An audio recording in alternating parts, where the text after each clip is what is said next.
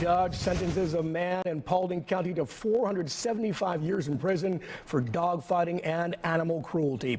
Prosecutors say the sentence may be the longest ever for animal abuse. Fox 5's Eric Mock was outside the Paulding County Courthouse. He spoke one-on-one with prosecutors about this landmark case.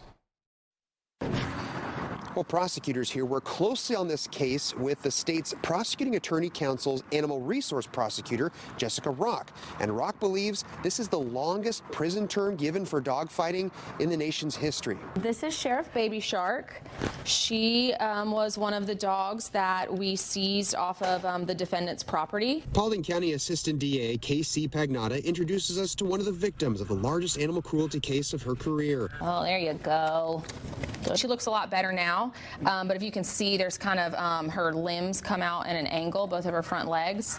That's because she developed rickets from poor nutrition. And Baby Shark is just one of the 107 dogs that were seized from the home on Old Cartersville Road of Vincent Burrell in November of 2022, where prosecutors say he ran a dog fighting operation. Everywhere you looked, you couldn't take a step one direction without there being another pit bull staked out on a chain. Pagnotta was there at the scene and says all the dogs were malnourished and living in deplorable conditions. This week, Burrell went to trial facing 93 counts of dogfighting and 10 counts of cruelty to animals. Thursday, a Paulding County Superior Court judge handed down the maximum sentence, 475 years in prison. I kind of lost my breath a little bit. Paulding County DA Robert Lane says it's exactly the type of message they wanted to send. If you come to Paulding County and you engage in evil acts, we are going to make an example out of you. Pagnotta says this case has been hiding in plain sight for years. My house isn't far from where the defendant lived, and the fact that he was able to operate, have this many dogs basically under our noses, it was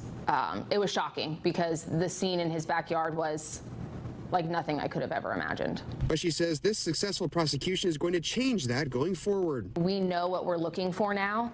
And Pagnotta says not only do they now know how to better identify similar operations, but they also know how to coordinate with multiple agencies on cases like this. She says she had to work with everyone from special agents with the U.S. Department of Agriculture to local sheriff's deputies and marshals and animal control.